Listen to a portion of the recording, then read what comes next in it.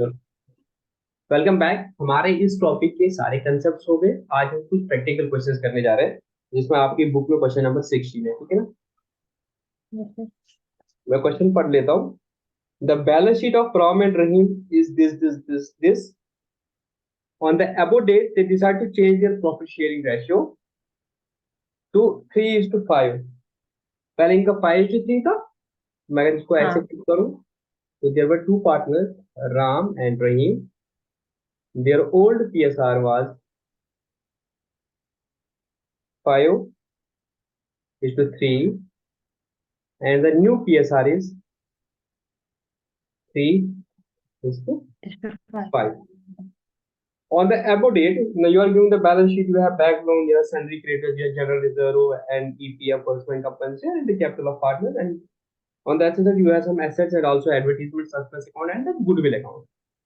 Now the question says, on above date, they decide to change their profit share ratio to 3:5 and agreed upon that the goodwill to be valued on the basis of 2 years purchase. तो एक तो goodwill की valuation आपको करनी है, उसका formula दिया है on the basis of 2 years purchase of average profit of the last 3 years. तो average profit of last 3 years जो होगा into 2 जो होगा that will be your goodwill. ठीक है?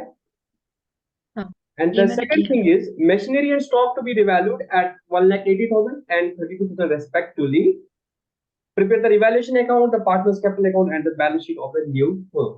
So basically ये change in profit sharing ratio का question है जिसमें आपको रिवैल्यूएशन भी हो रहा है और जिसमें गुडविल का ट्रीटमेंट भी आ रहा है। तो जो आपने अगर इस चैप्टर को देखूंगा तो चैप्टर में आपने सबसे पहले सीखा था चेंज इन PSR जब होगा तो हमें गेन सेक्रीफाइस निकालना पड़ेगा, तो वो क्वेश्चन भी इसमें है।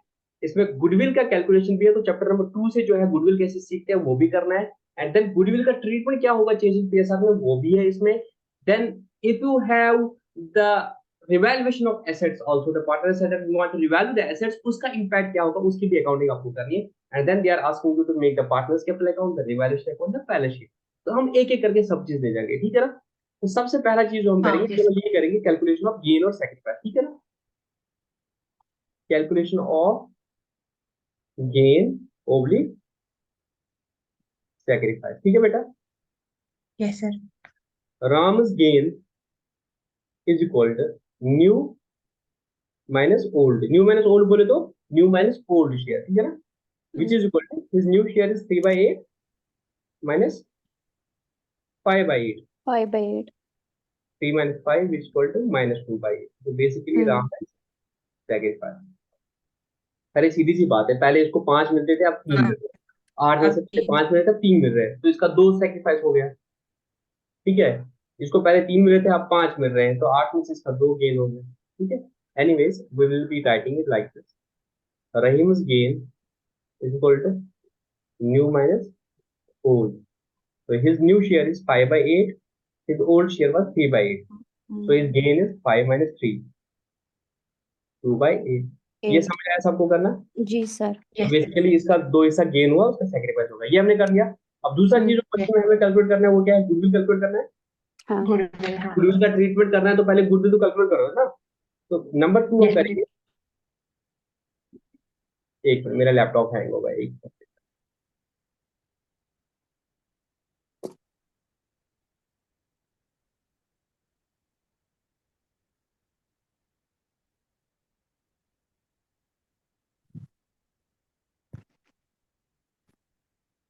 नंबर 2 जो हम करेंगे कैलकुलेशन ऑफ गुडविल। अभी तक मैंने गुडविल का टॉपिक आपको नहीं पढ़ाया, बट मैं लिखूंगा एक formula. Goodwill is equal to, sir. हाँ ये किया था ना पिछले क्वेश्चन में भी। हाँ, average profit into into number of number year. Of years of purchase. और यहाँ पे जो एवरेज प्रॉफिट निकालना है कितने सालों का निकालना है?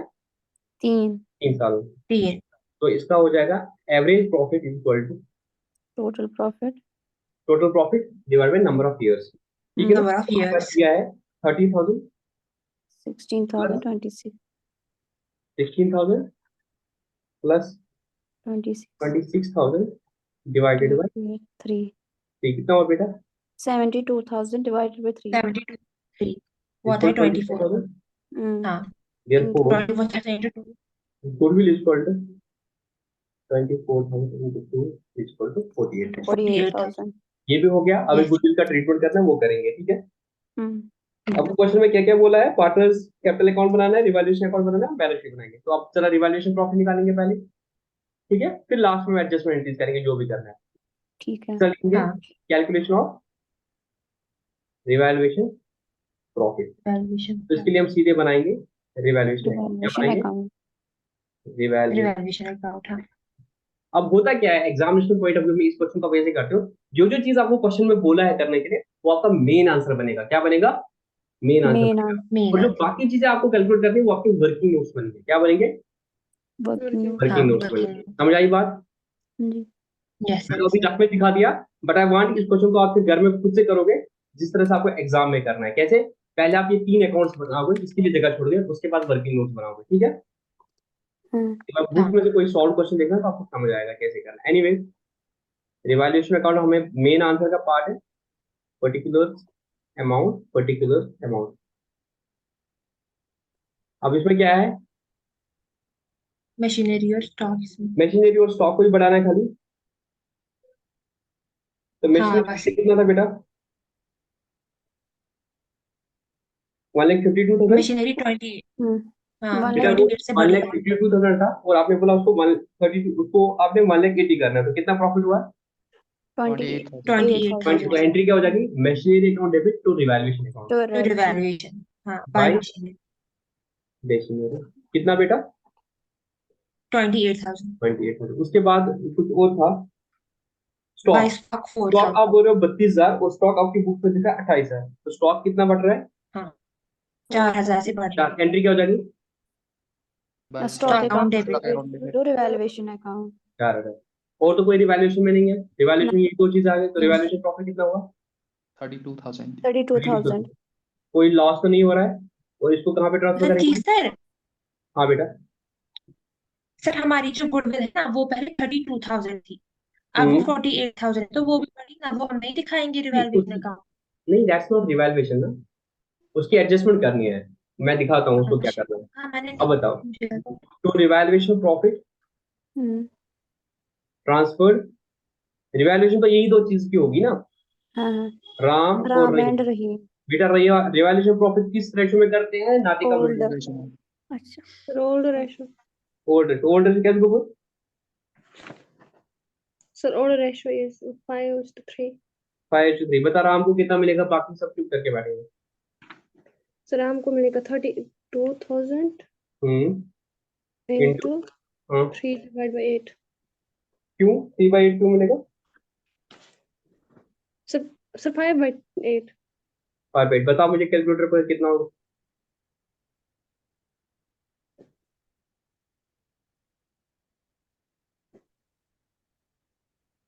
ये हो गया, हाँ यस सर, ठीक है। अब मुझे क्या करना है, मुझे बाकी एडजस्टमेंट्स करनी है, ठीक है ना।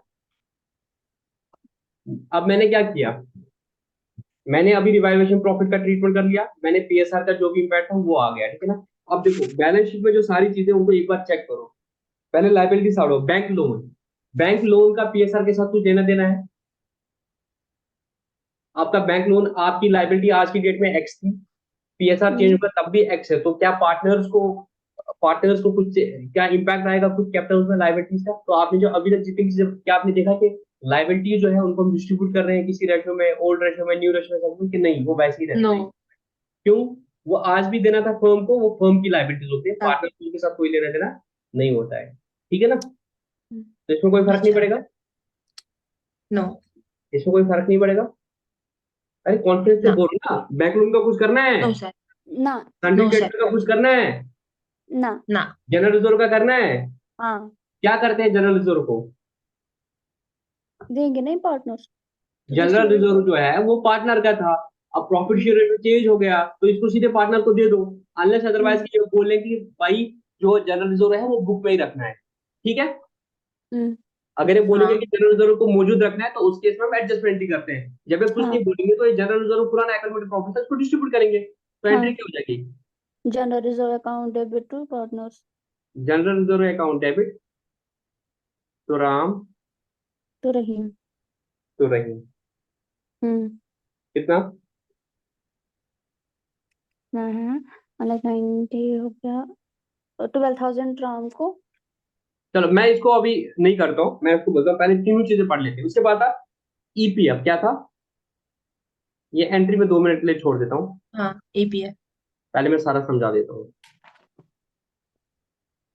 तो हमें ये समझ आया कि जो जनरल रिजर्व है इसको तो हम डिस्ट्रीब्यूट करेंगे, हम्म, ठीक है, इसको डिस्ट्रीब्यूट करेंगे। हम्म, दूसरा चीज क्या था, ईपीएफ, एम्प्लॉइज प्रोविडेंट फंड। मुझे बता इसका मतलब क्या होता है, एम्प्लॉइज प्रोविडेंट फंड पहले समझ लो, अगर जब तक समझोगे नहीं तब तक गलती कर पाओगे। बताओ, अगर आपका ईपीएफ बैलेंस शीट में लाइबिलिटी साइड से दिख रहा है, इसका मतलब क्या है, एम्प्लॉय 4,000। बताओ बेटा, क्या लगता है आपको, सर ईपीएफ कभी सुना है, जीपी फंड कभी सुना है, पापा का जीपी फंड हाँ, है, हाँ, क्या हाँ, होता है, हाँ जो देते वरना सर, ना जो सैलरी से जीपी फंड डिडक्ट कर दो। होता है। हाँ सर, जो एम्प्लॉय होता है ना, तो ये होता है एम्प्लॉयर, ये होता है एम्प्लॉई। एम्प्लॉय। एम्प्लॉय की सैलरी है 20,000, क्या है, 20,000। सपोज एम्प्लॉय की सैलरी है 40,000, तो ये एम्प्लॉयर क्या करता है, इसको गवर्नमेंट बोलता है कि इसको तू 10% सपोज काट ले पीएफ के लिए, क्या काट ले, पीएफ के लिए, पीएफ 4,000 रुपया, तो बचा 36,000 रुपया। तो वो उसको नेट सैलरी देता है 36,000 रुपया उसके अकाउंट में, ये होती है उसकी ग्रॉस सैलरी।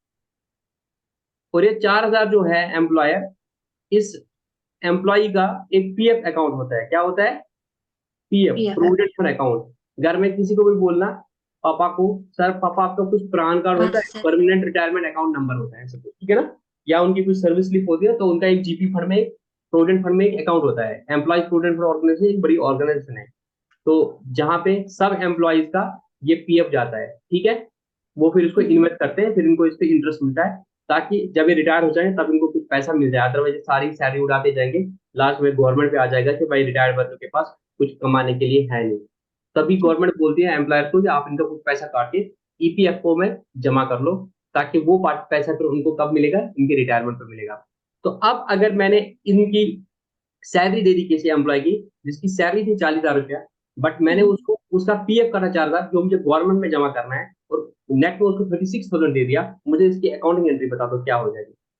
अगर आप एम्प्लॉयर हो, मैं मेरी पार्टनरशिप हो में, और हमारा एम्प्लॉय है, हमें उनका पीएफ काटना है। हर एम्प्लॉयर को नहीं होता, क्या आइडिया होता है, अगर आपके 20 से ज्यादा एम्प्लॉय है तो आपको पीएफ रेगुलेशन फॉलो करने है, ईएसआई रेगुलेशन फॉलो करनी है।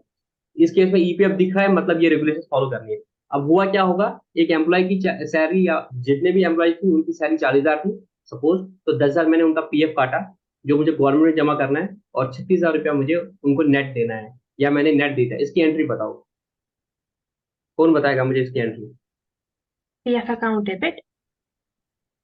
कौन सा डेबिट। पीएफ अकाउंट है। इनकी कैपिटल होगी ना डिक्रीज। बेटा मैं पीएफ पीएफ के बारे में जा ही नहीं रहा हूँ, पीएफ नातिका, मुनज्जा, सदफ, आप लोग बेसिक क्यों नहीं समझ रहे हो। आप अकाउंटेंट हो, क्या हो, हम्म, आप अकाउंटेंट हो ना, हमेशा ये बात रखो, तुम लोग अकाउंटेंट हो, क्या हो, अकाउंटेंट। क्या हो, अकाउंट अकाउंटेंट। अकाउंटेंट हो। अकाउंटेंट अब किसके अकाउंटेंट हो, हमारी फर्म के। अब आपको एम्प्लॉय एलएमडी। को सैलरी देनी है, उनकी हम्म, सैलरी है 40,000, बट आपको मैंने बोला है कि इनका पीएफ काटना है 4,000 जो गवर्नमेंट में बाद में जमा करना है, और इनको कैश देना है फिर आपने 36,000। अब आपके पास एम्प्लॉय आया, मेरे 40,000 दे दो, आपने उसकी 40,000 नहीं दिया, आपने 36,000 दे दिए, और 40,000 सैलरी का था, और 4,000 रुपये आपने पीएफ के नाम पे उसकी काट दिए, जो आपको फिर बाद में गवर्नमेंट में जमा करना है। मुझे बताओ आप इसकी एंट्री क्या करोगे, आपने 40,000 की सैलरी देनी थी, आपने बट उसको 36,000 दे दिए, 4,000 उसकी सैलरी के काटे, इसकी अकाउंटिंग एंट्री बताओ, इस ट्रांजेक्शन की अकाउंटिंग। एक एम्प्लॉय को विजुअलाइज करो, एक एम्प्लॉय आया, आपको मैंने बोला था इसकी सैलरी 40,000 है, बट आपको उसको 36,000 ही देने हैं, 4,000 आपको गवर्नमेंट में जमा करना है। अभी आपने गवर्नमेंट में जमा नहीं किया, अभी आपने इसको सिर्फ इसके तनख्वाह से काटा पीएफ के नाम से पैसा, इसकी अकाउंटिंग एंट्री बताओ। सदफ, सर इसकी सैलरी अकाउंटिंग एंट्री बताओ। Sir salary account Sadaf debit. Sadaf Sadaf Sadaf, आगे चल पीछे छोड़, इसने सलामत तस्वीर पर हूँ। Salary account debit. Salary account debit क्यों करूंगा बताओ,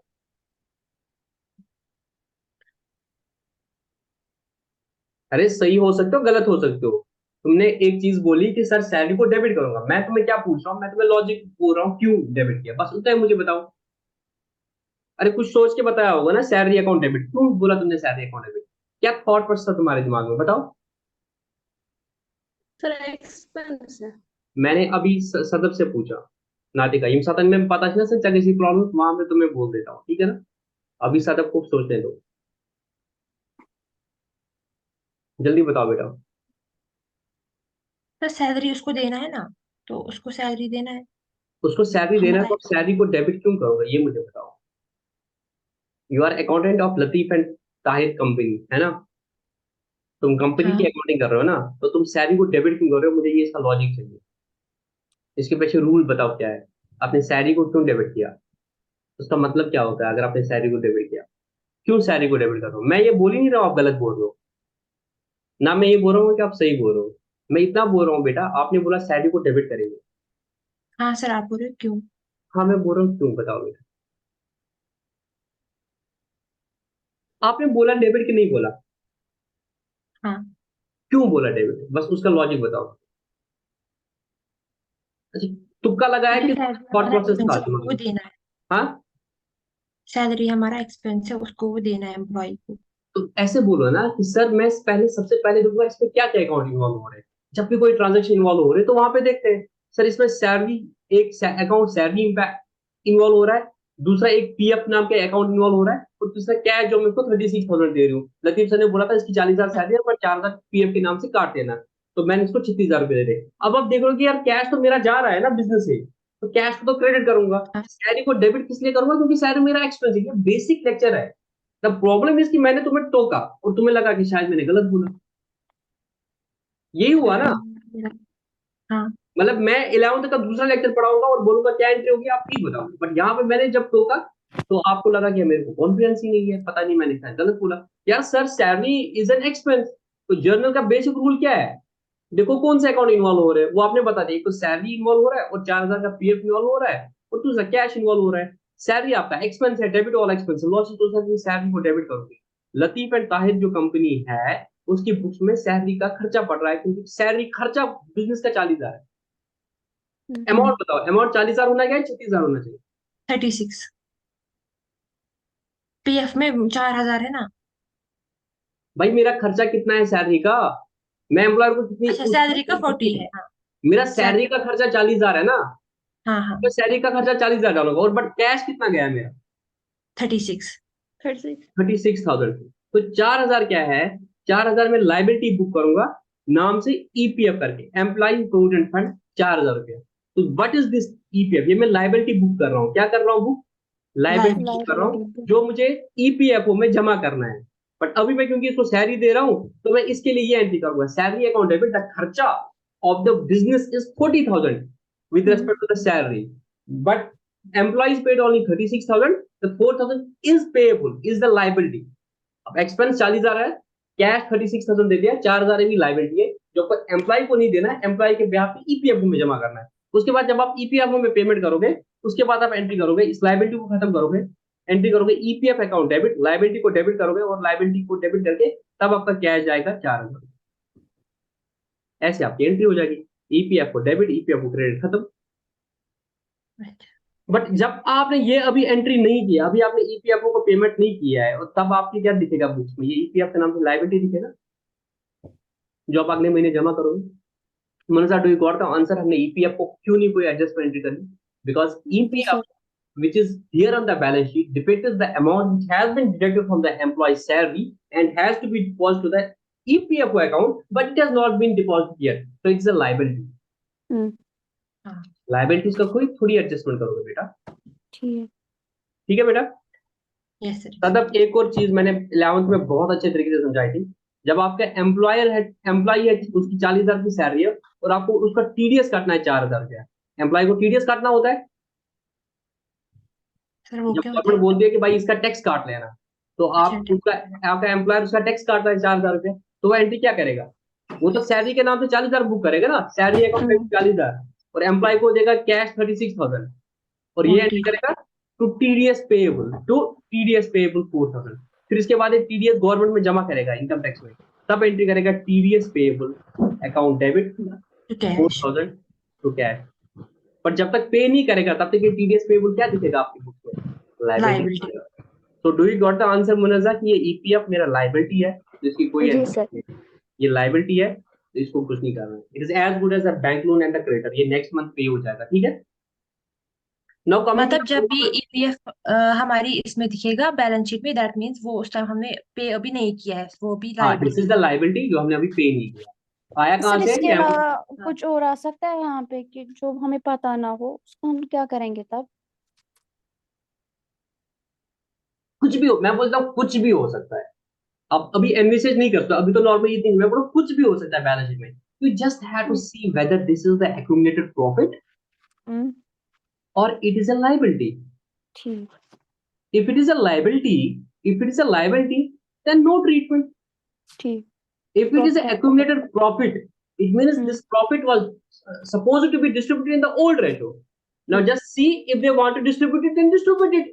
If they want to keep it in the balance sheet, then Then adjustment pass an will adjustment be entry. passed. So the problem is if you are able to identify ये ये कहाँ पे fall करता है, whether this is my asset, whether this is my expense, whether this is my capital, this is my liability, this is my revenue. तो घूम फिर के बात वहां ही आ जाती है कि भाई 5 मिनट में आइडेंटिफाई करो ये क्या है। ठीक ठीक ठीक। है, जी सर। अगर ये मेरा लाइबिलिटी है तो कुछ नहीं करना है, कैपिटल है तो हम्म, कैपिटल में ही है। If it is the reserve then it has to be transfer to the partners capital account. हाँ पार्टनर्स जी। कैपिटल का। तो इसमें ऐसे अब क्या हो सकता है, वर्क्स में कंपल्सरी रिजर्व अगर होगा तो उसमें आपने क्या देखा था कि उसमें लाइबिलिटी कितनी है, तो जितनी लाइबिलिटी है वो लाइबिलिटी है, उसका कुछ ट्रीटमेंट करके। But over and above the liability amount is the undistributed profit which you had profit kept sir. In the works में कंपल्सरी रिजर्व कि कल को लॉस हो सकता है, कल को कोई पेमेंट हो सकती है, कंपल्सन देनी पड़ेगी। But now as on date you are saying no no we don't have any liability. In this case also you have a workmen compulsory reserve of 16000 and the person is silent, so you will assume as on date there is no liability with respect to worksman compulsory reserve। so हम क्या करेंगे, हम इस 16000 को distribute करेंगे, ठीक है। हाँ जी। वर्क्समैन कंपल्सरी रिजर्व के लिए हम क्या करते थे, याद करो ना वो टॉपिक्स, प्लीज याद करो, परसों हाँ आपका वर्क। एग्जाम है। वर्क्समैन कंपल्सरी रिजर्व के में क्या क्या था, आई होप आपने ऐसे कॉपी बना दी है कि आपको बुक देखने की जरूरत पड़ी है, आप जस्ट उसको गो थ्रू करो। वर्क्समैन कंपल्सरी रिजर्व के बारे में सीधे देखते थे भाई लाइबिलिटी है क्या, अगर लाइबिलिटी हाँ नहीं है तो डिस्ट्रीब्यूट कर लो। हाँ वर्क Because वर्क में this is the compulsory reserve account debit partners. partners in the old ratio as good as now then you have this capital, okay कुछ नहीं करेंगे, कैपिटल इज कैपिटल, ठीक है ना। अब जरा एसेट साइड में देखो, डेटर इज योर एसेट, तो डेटर इज हाँ योर एसेट, कुछ नहीं करेंगे। स्टॉक एसेट है, कुछ नहीं करेंगे। फर्नीचर एसेट है, कुछ नहीं करेंगे।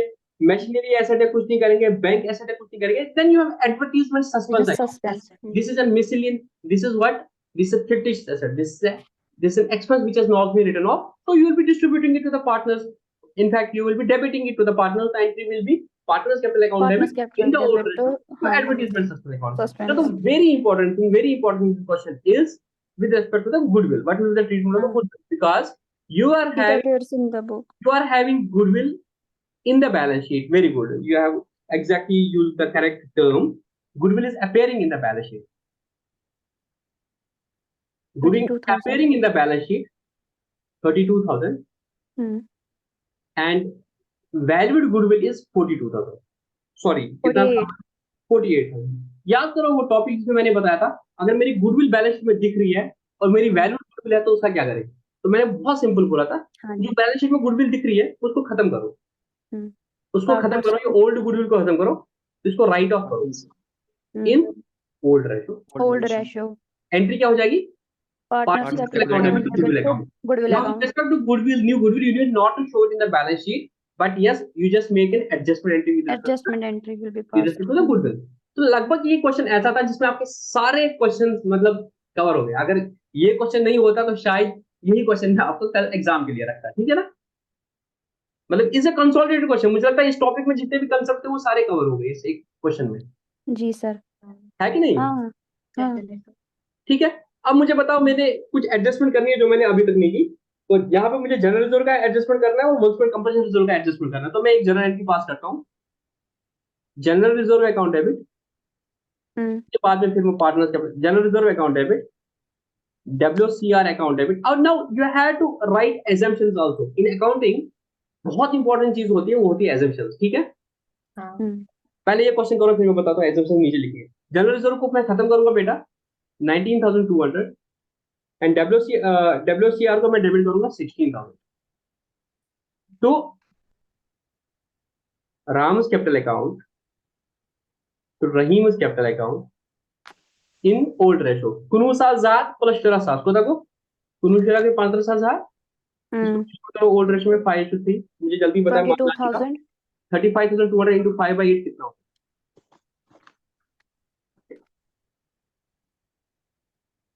22,000 आएगा राम्स को और उसको आएगा 13,200. 13,200. हम्म Now with respect to the advertisement suspense account and the goodwill, उनको मैं क्रेडिट करूंगा. To goodwill 32,000.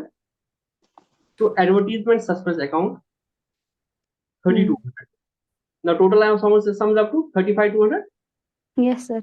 Now this will be debited with Ram and Rahim. And again, in which account? In which ratio?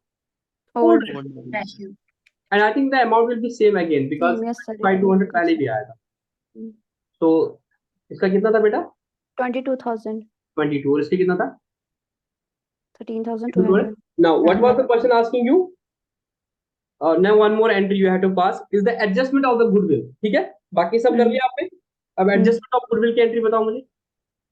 Gain into sacrificing. Gain into sacrifice. Who has gained in this case? बेटा रहीम तो gain हुआ है ना? रहीम हाँ. Rahim is capital account debit To Ram's capital account. to Ram's capital account. 12,000 divided The by adjustment of goodwill and the ratio क्या हो जाएगा? 48,000 into 2/8. To 2/8. 8,186 12,000. 12,000. You made the revaluation account. Now we have to make the partners capital account. partners Capital capital account.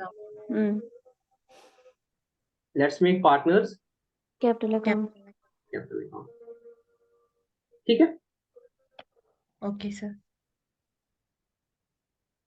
आपके दो partner है. ये question बड़ा था, कोई दिक्कत नहीं, हमने अच्छा था. आज ही कर लिया. बट क्वेश्चन अच्छा था, ठीक है ना? हम्म We're doing it in the class. I hope कि ये क्वेश्चन ट्राई सिर्फ मुनज़्ज़ा और सदक ने नहीं किया था, बल्कि सब ने किया था. I hope so.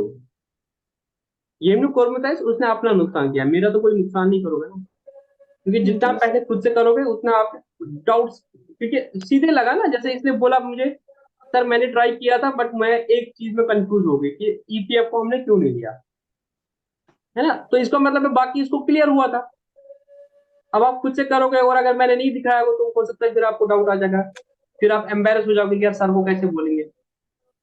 चलो अब इनका पहले बैलेंस बताओ कितना था opening by balance brought down. 2,08,000. 2,08,000. Very good. 2,16,000. 2,16,000. Now see हमने पहली एंट्री क्या कर दी पार्टनर्स कैपिटल अकाउंट के लिए? सर पहले हमने रिवैल्यूएशन अकाउंट बनाया था. Revaluation. रिवैल्यूएशन प्रॉफिट था, इसको 20,000 मिला, इसको 12,000 मिला. By profit or revaluation account. हाँ, तो इसको मैं लिख भी सकता हूँ बाय रिवैल्यूएशन अकाउंट के लिए, ठीक है ना? या बाय रिवैल्यूएशन प्रॉफिट. तो 20,000 था, हाँ जी. इसको 12,000 था. रिवैल्यूएशन हमने कर दिया. उसके बाद ये जो अभी एंट्रीज करनी थी ये डाल दो. General reserve. ये था, ठीक है ना? General reserve of workman compensation. Sir, हाँ, ये तो sound अलग-अलग. ये कोई अलग नहीं. अलग हो जाए, ये अलग अलग हो मैंने जाएगा. किया मैंने था. हाँ. एक साथ कर लिया, अब हम अलग अलग कर लेंगे इसको, ठीक है ना? सर आप अलग भी लिख सकते हैं, मैंने किया है ऑलरेडी, मुझे पता है इसको कितना आया.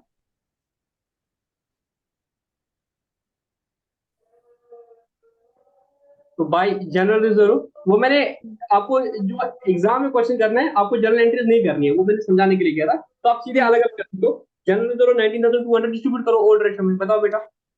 12,000 आएगा राम को और उसका आएगा 7,200. ठीक है. उसके बाद बाय डब्ल्यूसीआर हाँ. उसको भी डिस्ट्रीब्यूट इसको करेंगे. आएगा 10,000. 6,000. 6,000. ये हो गया लायबिलिटी साइड वाला पूरा. उसके बाद डेबिट हो जाएगा. हाँ. तो गुडविल कौन सी To वाली goodwill. गुडविल? Old goodwill. हाँ. 20,000 और 12,000. उसके बाद एडवर्टीजमेंट सस्पेंस. तो एडवर्टीजमेंट सस्पेंस. सस्पेंस कितना? 2,1,200. Very good. उसके बाद हमने रहीम को डेबिट किया था. हाँ. तो रहीम को डेबिट करेंगे राम कैपिटल अकाउंट. लिखेंगे राम. रहीम. राम को क्रेडिट करेंगे बाय रहीम कैपिटल अकाउंट. 12,000. सारी एंट्रीज होगी बेटा, हाँ हाँ सॉरी। गुडविल का हो गया, रिवैल्यूएशन का हो गया, सबका हो गया, आप टोटल करो बेटा। 2,62,000। इसका 2,62,000 बेटा, हाँ हाँ 62,000 माइनस 2,40,000 आएगा राम का। 2,40,000 इसका बैलेंस आएगा। हाँ हाँ ठीक है, और इसका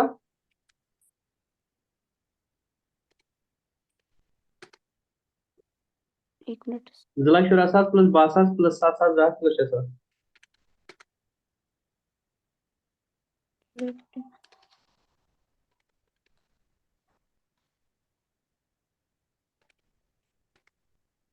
लाख 16,000। टोटल में ना? नहीं नहीं हाँ बेटा, ये नहीं बता नहीं पहले टोटल कितना हो। 2,41,200।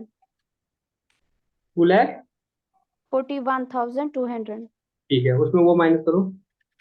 वो आएगा 2,16,000। 2,60,000, कोई इशू नहीं है। अब बैलेंस शीट बनाओ।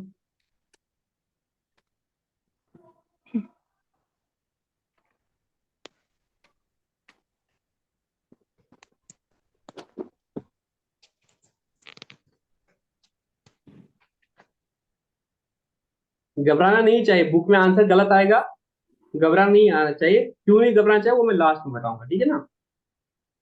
सॉरी सॉरी सॉरी, मैंने 2 डाले ना, तो अब एक ही बना रहे।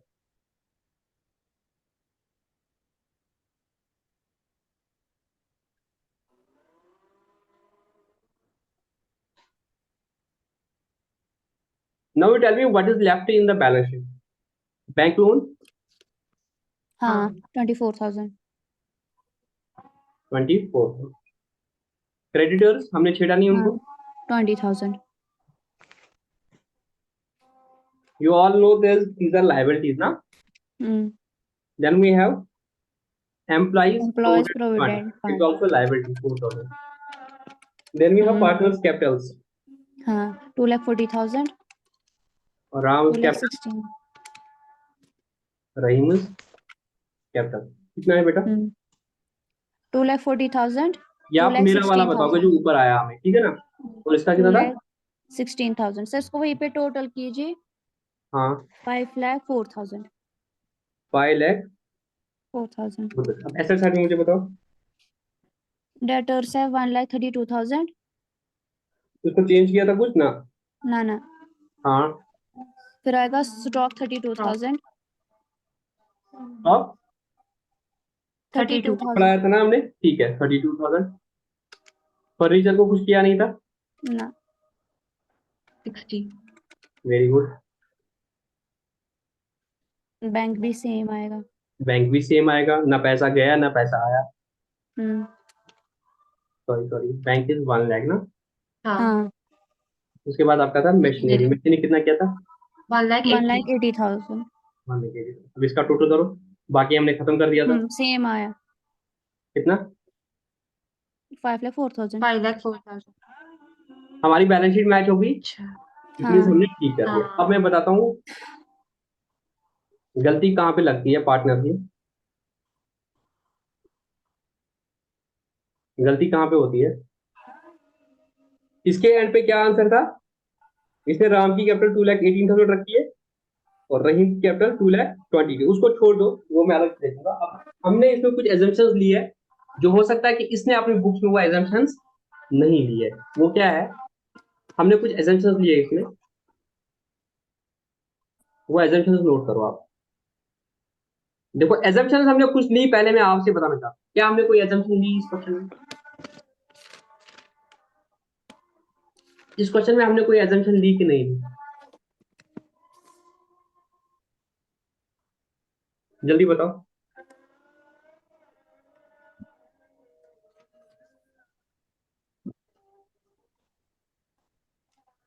नहीं बोल पा रहे हो, मैं बोलूंगा। यहाँ पे आपका जनरल रिजर्व था पहले, हाँ यहाँ पे आपका WCR था, और फिर एडवर्टीजमेंट सस्पेंस था, और पुरानी गुडविल थी। इसमें क्या एजम्पशन है? पहली WCR को लेके हमने एजम्पशन ले ली, एक एजम्पशन ले ली, देयर इज नो लायबिलिटी। क्या क्वेश्चन में लिखा था? नहीं हम जब पढ़े थे टॉपिक्स, हमने ये कंसेप्ट पढ़ा था कि भाई WCR के बारे में लायबिलिटी है कि नहीं है, हाँ ये वो पढ़ा था। यहाँ पे हमने अब क्वेश्चन को किया सॉल्व ऐसे, हमने एज्यूम किया WCR के अगेंस्ट में कोई लायबिलिटी नहीं है, नहीं। तो ये हमने एजम्पशन ली बेटा कि नहीं ली? हाँ। Assumption number 1, it has been assumed. यहाँ पे दो राय आ सकती थी ना अकाउंटिंग में, ये आप याद रखो फंडामेंटली। अकाउंटिंग का क्वेश्चन जब आप करोगे कभी कभी ऐसा हो सकता है कि आपको लगेगा क्वेश्चन में ये चीज क्लियर नहीं की है, ये है कि नहीं है। ये मैं तब बात बोल रहा हूँ अगर आपके फंडे सारे क्लियर है। अगर किसी के फंडे क्लियर नहीं है तो वो बोलेगा यार इसमें तो ये चीज दी नहीं है, बट वो हिडन होती है, वो निकालनी पड़ती है, या वो दी होती है आपको ही दिख नहीं रही है। एज्यूम करता हूँ ऐसा नहीं है आपको सब दिख रहा है, उसके बाद भी आपको लगता है कि यहाँ पे दो राय हो सकते हैं, अगर मैं ऐसा करूंगा तो ये होगा, अगर मैं ऐसा करूंगा इधर, वहां पे आपको एजम्पशन लिखनी पड़ती है। समझ आई बात? Okay sir. समझ आई बात? आप हाँ। कभी हाँ हाँ क्वांटिटेटिव एप्टीट्यूड का क्वेश्चन देखते हो, आपको बोलता है यार मेरे को आता ही नहीं, और दूसरा बंदा देखते हो वो आंसर बोलता है, फिर टीचर बोलता है अच्छा आपने कैसे बोला था, आप बोलते सर यहाँ पे ये दिया था तो इससे मैंने सोचा कि ये ऐसा होगा, और उसका आंसर सही होता है। इट मीन वहां पे वो चीज होती है, आप एक बंदे को आइडेंटिफाई करना पड़ता है, दूसरे आता है दूसरे को नहीं आता है।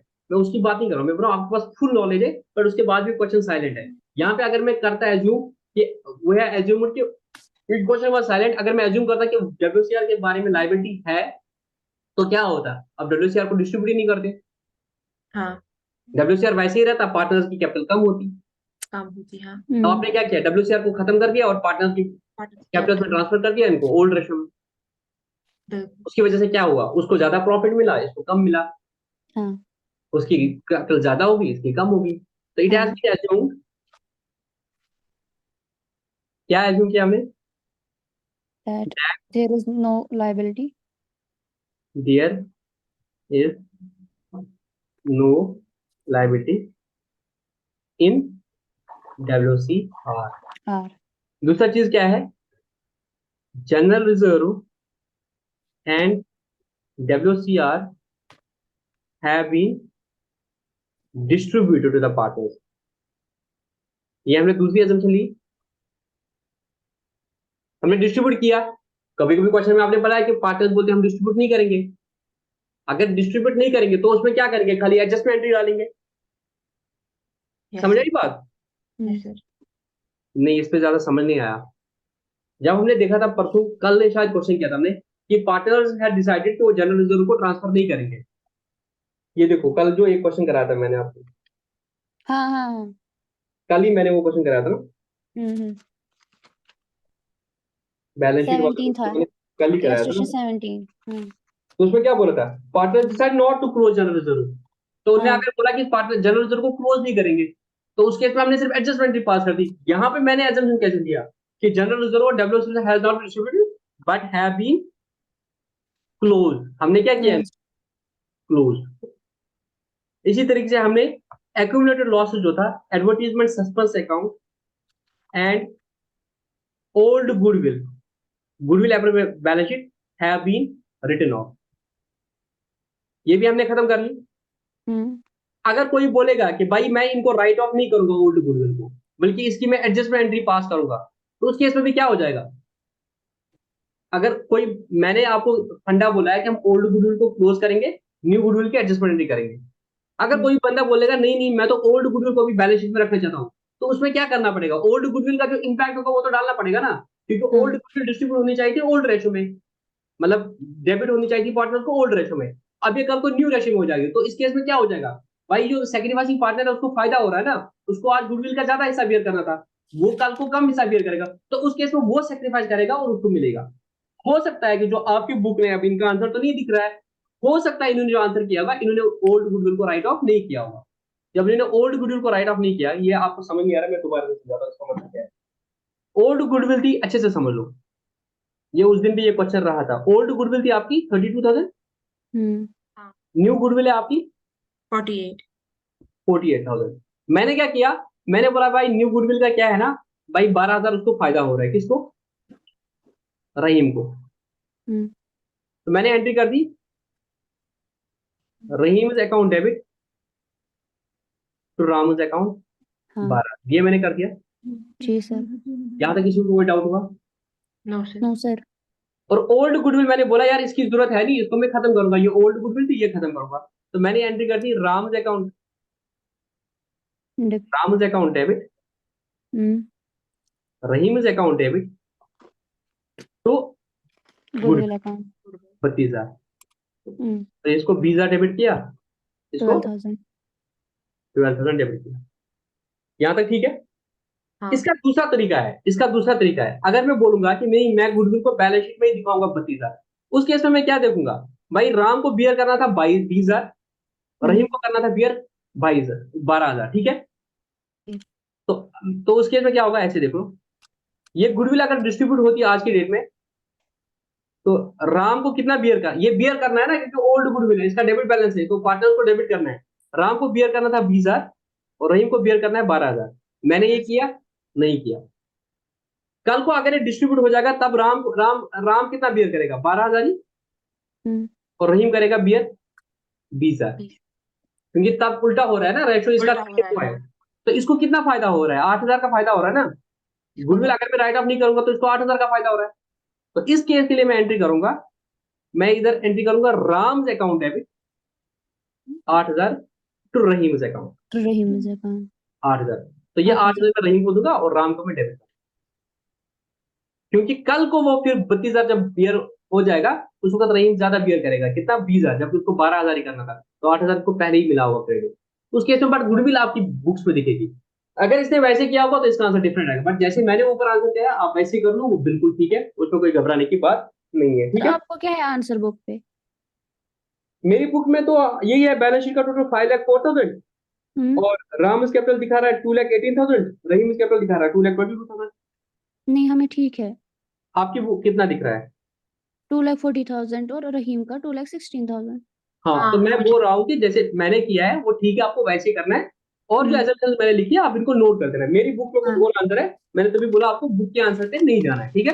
ठीक ठीक। इन्होंने हो सकता है फिर पहले कुछ और किया होगा, अब इन्होंने ऐसे कर दिया तो ठीक है।